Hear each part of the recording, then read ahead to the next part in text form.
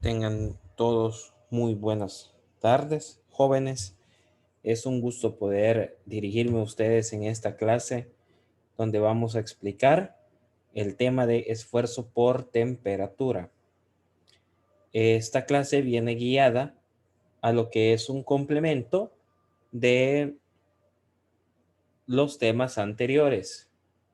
Solamente que para esta ocasión viene a ser un poquito más lo que es relacionado al tema último que hemos visto de estructuras estáticamente indeterminadas.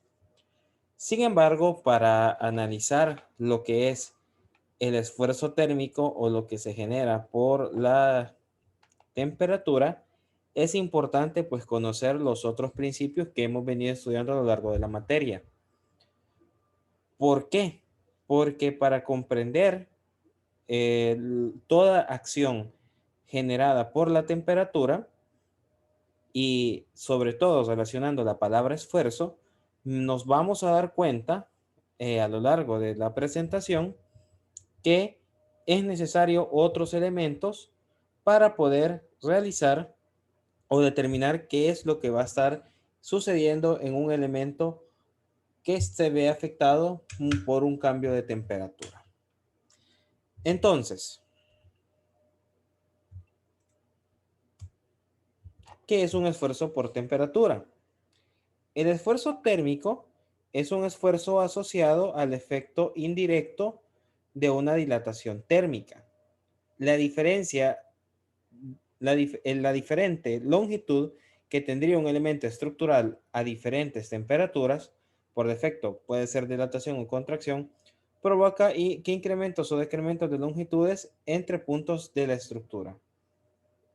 Con esto nosotros volvemos a un principio, llamémoslo así, básico, con el cual hemos venido trabajando, que todo, ¿qué sería? Por darles un término, que todo esfuerzo, visto desde el punto de vista de los materiales, siempre viene ligado a lo que es una deformación y por índole una fuerza. No puedo tener ni una ni otra, ¿sí? Si voy a tener esfuerzo, siempre voy a relacionar deformación. Sin embargo, ahora me voy a dar cuenta, o el análisis que me interesa ahora, es saber cómo va a actuar esto, pero con la temperatura. Es decir, cuáles van a ser las acciones de la temperatura o cómo la temperatura va a estar afectando un elemento, un cierto elemento, a través de las deformaciones y cómo estas deformaciones a su vez generan un esfuerzo. Recordando, por ejemplo, un tema del primer periodo donde teníamos la relación diagrama esfuerzo-deformación. Esta misma gráfica, dada para distintos tipos de materiales, la vamos a entender ahora, pero con lo que se genere, ojo, muy, muy importante lo que diré acá, lo que se genere por el cambio de temperatura, que como la teoría lo indica acá, puede ser o una dilatación o una contracción, dependiendo de lo que tenga, decrementos o incrementos de la temperatura. Dado que estos puntos están unidos a elementos estructurales, el efecto de esta deformación debe ser asumido por los elementos en contacto con el elemento dilatado o por las reacciones existentes en el elemento. O sea, que una de las cosas importantes que también de la que vamos a estar hablando, es precisamente de cuál es la condición específica para que exista esfuerzo por temperatura. ¿Qué quiero decir con esto? Que si yo tengo, por ejemplo, un elemento al cual yo le aplico un cambio de temperatura, puede ser hacia calor, ¿no? Eh, pero este elemento se encuentra libre, es decir, no se encuentra bajo ninguna restricción, simple y sencillamente está simplemente apoyado, por decirlo así, o solamente está colocado. Y a ese elemento, al generar el cambio de temperatura, en este caso calor, se va a dilatar, o sea, va a crecer. pero va a crecer libremente hasta donde sus propiedades térmicas lo permitan, claro, pero crece libremente. No existirá algo que contrarreste esta deformación. No existirá extremos fijos donde vamos a nosotros poder analizar qué es lo que está sucediendo ahí para que este elemento no se deforme a tal grado. ¿Ya? Entonces, este esfuerzo por temperatura no es válido para elementos que estén libres, es decir, que no tengan ninguna restricción, sino que básicamente tiene que ser para elementos estructurales que están unidos, pues porque básicamente la mayoría de estos elementos a los que se le deben dar análisis están unidos a otros elementos estructurales. Es decir, siempre yo voy a tener un elemento que está unido al otro. Muchas veces, por ejemplo, si es una viga, va a estar unida a una columna. También se da el caso que puede ser que esté dado una viga a una viga. Y en el caso de las maquinarias, lo mismo. Es muy difícil que yo tenga una pieza de una maquinaria que esté libre, sino que siempre está unida a otra pieza. Entonces, el hecho de que estos elementos estructurales, sean de maquinarios o de construcción, estén unidos, ¿sí?, a lo que son otros elementos estructurales o en su defecto, como lo vamos a analizar acá, a reacciones existentes, es decir, a, a, ¿cómo se llama?, a posibles empotramientos, ¿sí? Lo que yo estoy haciendo ahí precisamente es condicionar mi elemento. Y este elemento se está siendo condicionado básicamente por estas restricciones o por estas uniones a otros elementos estructurales, porque también el otro elemento estructural ocupa su espacio. Y al ocupar su espacio, pues obviamente lo que está haciendo es impidiendo o impide que este elemento que se va a deformar por el cambio de temperatura, pues básicamente se deforme más. Ya nos vamos a dar cuenta a qué me refiero con eso. Pero esta es la condición básica para que exista un esfuerzo por temperatura. ¿Por qué? Pues porque básicamente, si este elemento está condicionado bajo lo que se ha mencionado, entonces internamente va a reaccionar a estos cambios de temperatura, a esta aplicación de fuerzas, y por lo tanto ahí sí se va a generar un esfuerzo. Porque como ustedes saben, todo esfuerzo está ligado a una fuerza. Sin fuerza no hay esfuerzo. Y si tampoco sin esfuerzo, muchas veces no va a haber deformación.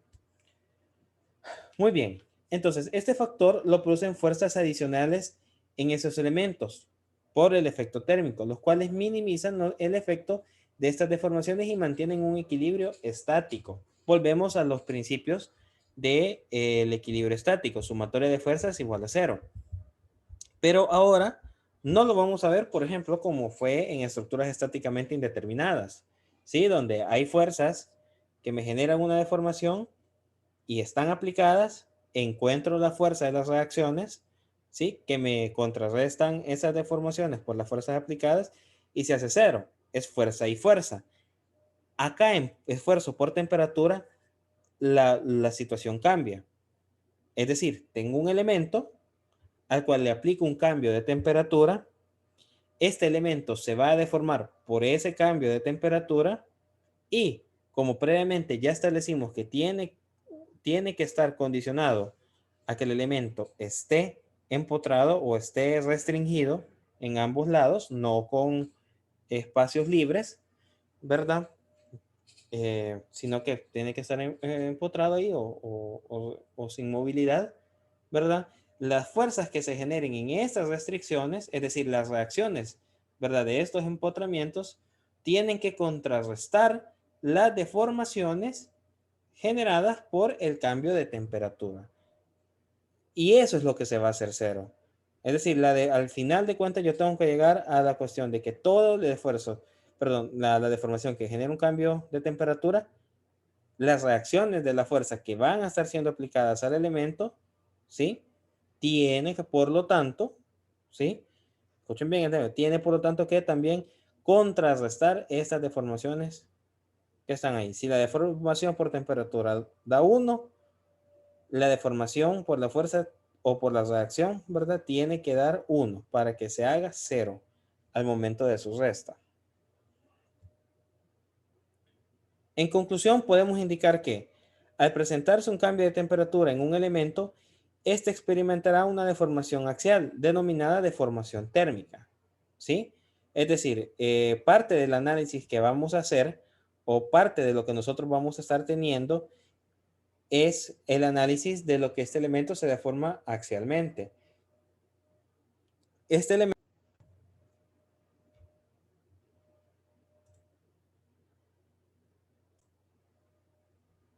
Muy bien. La conclusión que mencionaba era que al presentarse un cambio de temperatura, este experimentará una deformación axial denominada deformación térmica. Mencionaba que esto que se está hablando acá, que en este caso yo lo estoy colocando, se da pues básicamente porque las reacciones que me interesan conocer más o cómo esto va a estar siendo afectado es en el lado axial, es decir, toda la longitud del elemento. Sin embargo, también yo mencionaba que sí puede existir una deformación transversal, ¿no? Es decir, ¿cómo se llama? De su sección transversal. Sin embargo, esta puede ser un poco más despreciable, ¿no? Porque donde yo voy a tener una mayor deformación es más bien en lo longitudinal. Ahí sí me puede generar grandes fracturas. No así en lo transversal, donde sus efectos pues básicamente van a ser despreciables. No así, como lo digo, en la deformación axial, pues que por su longitud me puede tender a mayores deformaciones. Como la deformación debe ser controlada, la estructura produce fuerzas adicionales para contrarrestar la deformación. Y es ahí donde se produce un esfuerzo, que es el que venimos hablando, en conclusión, el esfuerzo térmico. Es decir, el término importante es lo que mencioné al principio. La deformación debe ser controlada, ¿sí? Es decir, debe existir una deformación que se controle, que no me genere o me vaya a generar a futuro este, una fractura, ¿no? De mi máquina o de mi estructura. Y por lo tanto, en estos elementos, ¿verdad? Restricciones o otros elementos a los que está unido el elemento que nosotros estamos estudiando o el que tenemos bajo consideración por esfuerzo, tiene que contrarrestar lo que el elemento se va a estar deformando por la temperatura. Entonces, ¿cuáles van a ser algunas generalidades de este esfuerzo? ¿Sí? O de lo que nosotros vamos a tener. Veamos.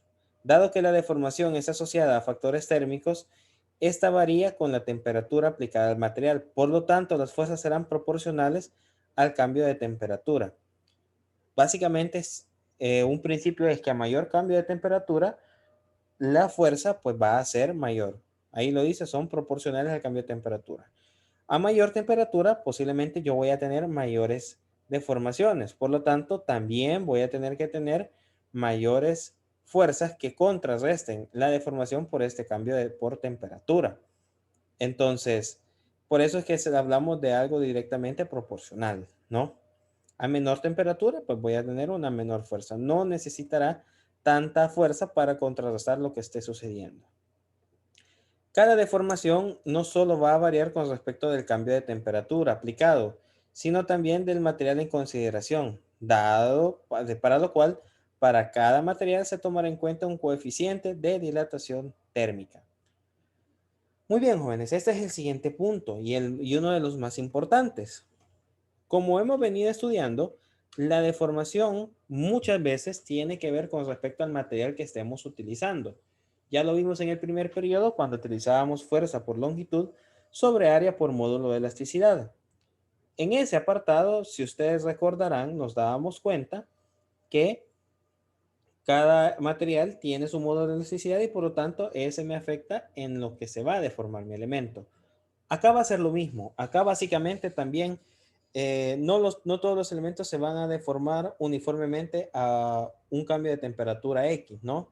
Sino que yo puedo tener un cambio de temperatura X, tener distintos tipos de materiales, ¿sí? Y por lo tanto, al tener este distinto tipo de material, lo que sucederá, pues, básicamente es que se van a deformar según su capacidad térmica, ¿sí? Se va a dilatar según lo que nosotros tengamos ahí, la propiedad. Puedo tener acero, latón, cobre. Puedo tener acero, aluminio, cobre. Puedo tener plástico, cual que ustedes quieran, pero cada elemento se va a deformar distinto según la temperatura que estemos aplicando. Cada uno tiene su propiedad, ¿no? Cada uno tiene su propio coeficiente de dilatación térmica, que es el que nos dicta qué tanto se va a deformar este elemento según el cambio de temperatura. Este coeficiente está dado para el cambio de temperatura en el sistema de unidades que se utilice, es decir, o lo utilizamos en Fahrenheit o en grados centígrados. Eso va a depender, muy como claro está, dependiendo del sistema que nosotros estemos utilizando. Si utilizamos grados Fahrenheit, vamos a utilizar el coeficiente este en grados Fahrenheit. O en centígrados, ¿verdad? Y me voy a dar cuenta también que según sea la temperatura que estemos utilizando, Fahrenheit o centígrados, según lo que estemos utilizando, nos vamos a dar cuenta, perdón, que también así va a ser afectadas las distintas longitudes. Para lo cual, las unidades, si utilizamos Fahrenheit, generalmente se tiene que utilizar en pulgadas, ¿sí? Y en centígrados en metros. Ahora, ¿cuál es la relación numérica del esfuerzo térmico? Para encontrar la deformación por temperatura, se relaciona el cambio de temperatura, el coeficiente de dilatación térmica y la longitud del elemento. La longitud, como decía, es directamente proporcional a la deformación, conjunto con el incremento o decremento de la temperatura. Y la primera fórmula que tenemos es la de la deformación por temperatura. Esta fórmula que ustedes ven ahí, vean, delta sub T, que es deformación por la temperatura, es igual al cambio de temperatura multiplicada por el coeficiente de dilatación térmica por la longitud del elemento. Este cambio de temperatura va a estar dado para un incremento o un decremento. Si es incremento de la temperatura, va a quedar positivo y si es decremento, negativo. ¿Sí? Puede ser que tenga una temperatura inicial de 0 grados y llegue hasta 80 grados. Eso es un cambio de temperatura, ¿verdad? De 0 a 80, 80 es el cambio de temperatura. Pero puede ser que yo tenga algo al revés, una temperatura inicial de 100 grados centígrados y lo voy a bajar hasta 50 grados centígrados o a 40, pongamos. Y digamos, tengo un decremento ahí de hasta 40 grados centígrados. Entonces, de 100 a 40 hay 60 grados de decremento. Entonces, ese va a ser el que vamos a estar colocando acá en el cambio de temperatura. ¿Sí?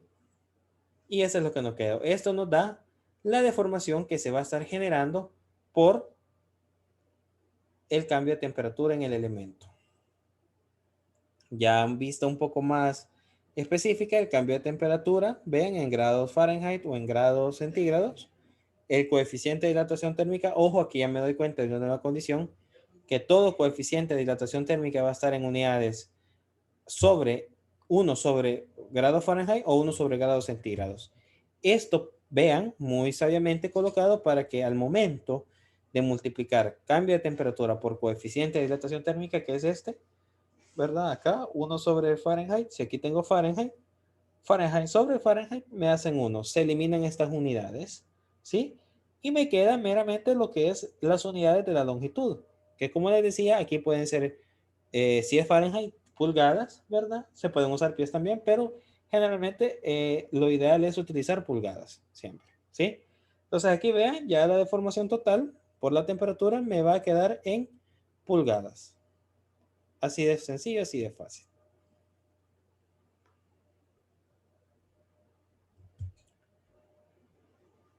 Ahora bien, la relación que existe entre ambos factores es por medio de la deformación.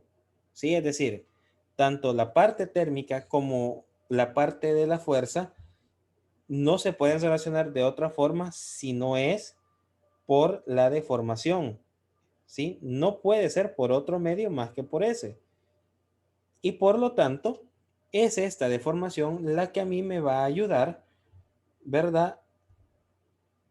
A poder encontrar los datos que a mí se me pidan.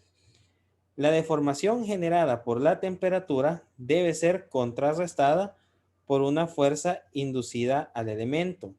Por lo tanto, una sumatoria de ambas deformaciones, es decir, una sumatoria ahí de la deformación por temperatura y la deformación por la fuerza, debe dar igual a cero para mantener el equilibrio estático y la condición de un esfuerzo térmico. Ojo, muy importante esto que está acá. Vean, las deformaciones tanto generadas por la temperatura, ¿sí?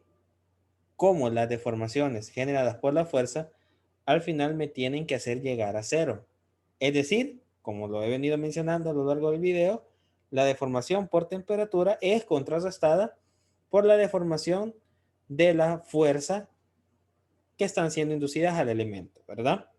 Entonces, su sumatoria me tiene que dar cero. Y aquí tengo la primera relación. Yo voy a hablar entonces, jóvenes, de que, vean, la diferencia, ¿sí? O ¿cómo se llama? La relación que van a tener ambas es la siguiente. La deformación por la fuerza menos la deformación generada por la fuerza me tiene que dar igual a cero. Es decir, en un universo paralelo, la deformación por temperatura es igual a la deformación por la fuerza, ¿sí? Ambas son iguales, ambas se contrarrestan, ambas tienen que dar cero. Y ya, si yo vengo y estas fórmulas, ¿qué sería aquí la palabra? Coloco sus elementos tales y como son, qué es lo que tiene cada una, vean, me queda de la siguiente manera, ¿no? Cambio de temperatura, coeficiente de dilatación térmica, longitud igual a PL, fuerza longitud sobre área por módulo de elasticidad. Esta relación nos ayuda a encontrar el valor de la fuerza que contrarresta la deformación generada por el cambio de temperatura. Y a este punto es el que teníamos que llegar. Toda fuerza generada, perdón, toda deformación generada, ¿verdad? Por un cambio de temperatura, digamos un cambio de temperatura de 50 grados, me tiene que ayudar o tengo que relacionarla para encontrar cuál es la fuerza que se necesita para contrarrestar esto. ¿Sí? La longitud la voy a tener. Si tengo el coeficiente de dilatación térmica es porque conozco el material. Por lo tanto, también voy a tener, vean, aquí el módulo de elasticidad. Y el área, pues que es algo que el elemento siempre va a tener. Entonces, para conocer esta fórmula o esta relación a mí básicamente me ayuda para conocer cuál es el valor de la fuerza que el elemento tiene que inducirse o que en otros casos se va a inducir para que se mantenga en cero la deformación por la temperatura y la deformación por la fuerza. Y así mantener un equilibrio estático. Esa es la importancia del esfuerzo térmico. En esta fórmula se debe separar y tomar en cuenta la cantidad de materiales que se tiene. ¿Qué quiere decir esto? Que si yo acá tengo tres distintos materiales, esta fórmula que ustedes ven acá, ¿sí? Va a ser 3 veces, o sea, voy a tener que colocar 3 veces esto. Pongámosle que tengamos acero, latón y cobre. Si tengo estos 3 elementos, pues voy a colocar aquí 3, ¿no? Porque van a ser 3 distintos, vean, coeficientes de dilatación térmica. Aunque la longitud sea igual. Aunque también eso me puede variar, ¿no? Entonces, si aquí tengo 3 materiales, pues 3 veces voy a colocar esto. Cobre, ¿verdad? Acero y latón. Cobre, acero y latón, esos 3 acá, ¿sí? Lo mismo va a suceder acá, ¿sí? Solo que acá tengo que analizarlo siempre en que la función o el factor común que me tiene que quedar es P, ¿sí? P siempre tiene que ser mi factor común en todo este elemento. Y lo mismo, voy a tener uno para el cobre, uno para el latón y uno para el acero, ¿sí? Y así tenemos 3 distintos sistemas. Es decir, si el sistema consta de 3 tipos de materiales, la deformación por temperatura a encontrar debe ser la sumatoria que se genere entre los 3 tipos de material. Es decir, los 3 tipos se van a deformar, ¿verdad? Por sus condiciones, ¿no? Y al final, lo que sí me va a hacer factor común, pues es la fuerza, ¿no? Que al final, pues es lo que yo ando encontrando. Al igual que con la temperatura, se hará con la fuerza, siempre tomando en cuenta que el factor común es P, el dato a encontrar. Jóvenes, entonces, ¿qué conclusiones tenemos de esto? Pues bueno, el esfuerzo térmico se encuentra mayormente en maquinarias sometidas a cambios de temperatura bruscos, ya sea por procesos industriales o por la naturaleza en general. Generalmente, en las maquinarias, jóvenes, ustedes sí van a analizar más el esfuerzo térmico, porque son las maquinarias las que están más ligadas a lo que son grandes cambios de temperatura. Generalmente, en ingeniería civil, en construcciones, no la mayoría de construcciones están sometidas a un cambio de temperatura, a pesar de que siempre se tiene que tomar en cuenta, ¿verdad? Pero donde yo lo voy a analizar más a detenimiento son en aquellos lugares donde yo sé que voy a tener cambios de temperatura bruscos. El desierto es uno de ellos. La playa, ¿no? La zona costera es otro punto de ellos que lo tengo que analizar. Las zonas heladas, ¿no? Donde existen congelamientos, etcétera, ¿no? Ahí sí yo tengo que analizar. Pero generalmente esto yo lo veo más en maquinarias industriales, ¿no? Puede ser que incluso sean hasta de procesos de bebidas y todo lo cuestión, ¿no? Esto nos ayuda en el diseño para encontrar las fuerzas que una estructura puede soportar o se le pueden ejercer para soportar los cambios de temperatura. Es decir, aquí también nosotros vamos a conocer cuáles son otras fuerzas en conjunto que mi elemento o que mi maquinaria va a ir soportando en conjunto.